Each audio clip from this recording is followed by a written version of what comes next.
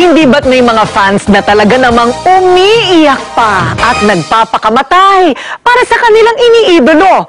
Itong mga fans sina Catherine Bernardo at Julia Montes o mas sikat bilang si Mara at Clara, handang umabsent sa eskwela o trabaho, makasiksik lang sa pila at mapanood ng live ang mga paboritong artista. Ito ang mga eksena ng karambola kina Mara at Clara. Halos mapaos sa malalakas na iyawan. Sumakit ang kamay sa dumadagundong na palakpakan. At kahit pa matapak-tapakan at magsiksikan, baliwala para sa mga fans, makita lang ng personal ang idolo. They develop such attachment, okay? And they connect themselves in the role portrayed by the artist. Dahil sa galing nila, ang mga tao ay gumagawa ng mga grupo-grupo. Yan ang tinatawag natin mga fans club. Sino ang makakalimot sa mga Noranians at Vilmanians nila Ate Guy at Abby B? Kim Raud nila Kim Chu at Gerald Anderson. At ngayon, ang bagong sinusubaybayan at pinipilian ng mga tagahanga. Sina Catherine Bernardo at Julia Montes. I told you, hindi kami magkalabel. She may try, but she will never win. Ako po si Catherine Bernardo. Sina Catherine at Julia ang mga batang aktres na napiling gumanap sa remake ng hit teleserye na Mara Clara na dating ginampanan nila Julian Santos at Gladys Reyes. Ano nga yung totoo sa akin para hindi ako mukhang tanga? Taong 1992 nang unang pumere ang Mara Clara sa telebisyon. At makalipas ang mahigit 15 taon, muli itong tinatangkilik sa TV. Patunay na malakas ang hatak nila Catherine at Julia sa publiko. Mamin ka, Clara?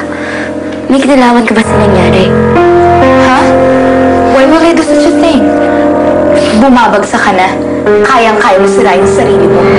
At nang minsang pumunta sa isang mall tour sa Iloilo ang mga bida ng Mara Clara, Diyos ko po!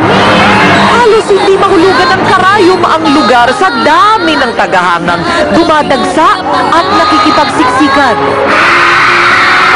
At nang isa-isang lumabas ang mga leading men nila Mara at Clara, hindi magkamayaw ang mga fans sa pagsigaw. Mas matinding sigawan ang narinig sa mga fans nang lumabas na si Julia. Paglabas ko, kasi ang in-expect ko, yung dati pa rin na kontrabida na pag galit sila, sila, alam niyo yun, happy yung nila, pili-pili. So parang ako, wow. Pero hindi nagpatalo ang mga fans ni Mara. Napapunta po kasi kaya sabi, wala parang walang tao. Mga tao pa yan, kaya wala sa mood. Andun sila lahat sa stage para mapanood yung performance po namin. Bukod sa mga nagsisiksikang fans sa ibaba, punong-puno din ng tao ang ikatlong palapag ng mall. Halos matumba na ang bakal na barikada.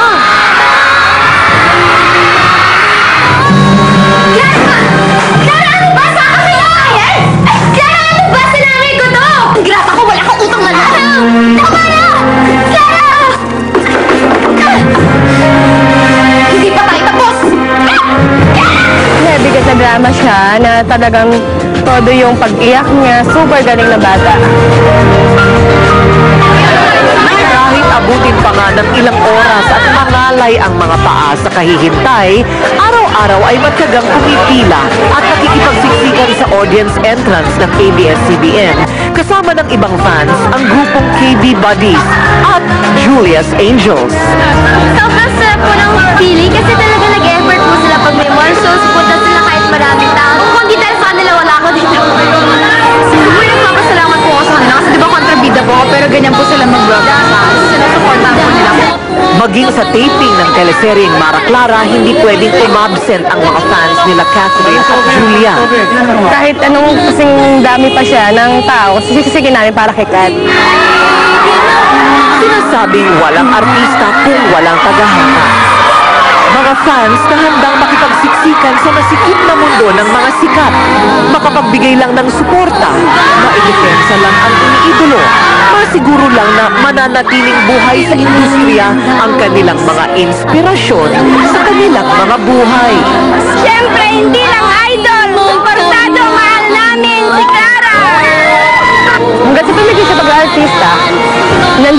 hanggang sa tumanda siya, hanggang kailan siya mag-art.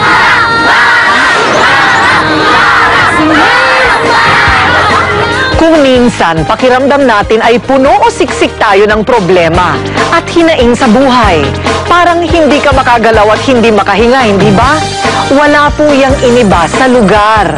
Na parang kahit saan pang lugar yan, kahit anong sikip at siksikan, masasaan pa ba at mayroon pa rin mahahanap na daang palabas kung saan mas maaliwalas at maliwanag ang buhay.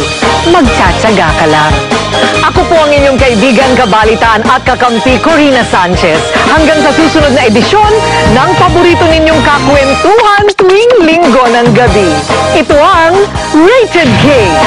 Gusto niyo bang marinig ang mga kwento? Gusto niyo bang malaman ngayon ito? Gusto niyo bang mga kwentong seryoso? Tagumpay at pagkatalo, pag-ibig at pagbabago.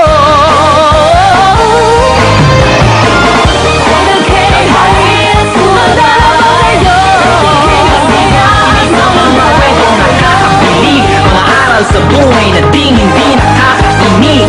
Kwento ng iba't ibang tao, bagay o hayop, kahit pa sa lupalo, kahit nakakatakot. Kaya pagsapit ng linggo ng gabi, kapit ng heto na kami, handa na ba kayo? Sumigaw okay, sama-sama tayo mag-rated K. Pagsapit ng linggo ng gabi, kapit ng heto na kami, handa na ba kayo? Sumigaw okay.